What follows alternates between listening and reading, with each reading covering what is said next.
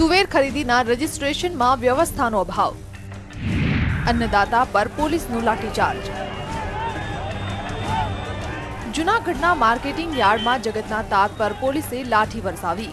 કેટલાક ખેડૂતો રાત્રિના 3 વાગે એપીએમસી માર્કેટમાં તુવેરની ઓનલાઈન વેચણી માટે આવ્યા હતા, પરંતુ વ્યવસ્થાનો અભાવ હોવાના કારણે ખેડૂતોએ રસ્તા પર ઉતરીને ચક્કાજામ કર્યો હતો।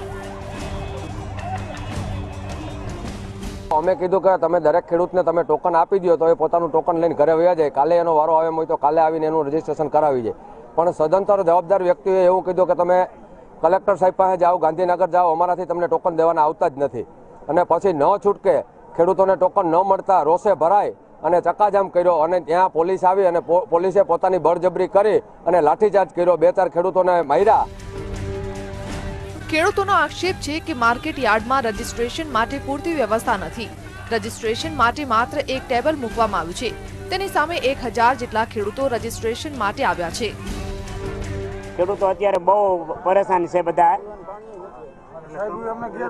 અને સાહેબોએ થોડુંક ગેરવર્તન કરેલું અને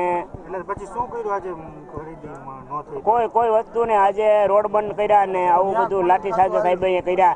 ખેડૂતને લાઠીચાર્જ કરાય નહીં, લાઠીચાર્જ જે કરે એ ખરેખર સાહેબોની મોટી ભૂલ છે। ખેડૂતોના ચક્કાજામના કારણે અનેક વાહન ચાલકો પણ અટવાયા હતા। ખેડૂતોના હંગામાના કારણે ઉચ્ચ અધિકારીઓ પણ એપીએમસી દોડી આવ્યા હતા અને ખેડૂતો સાથે બેઠક કરી હતી।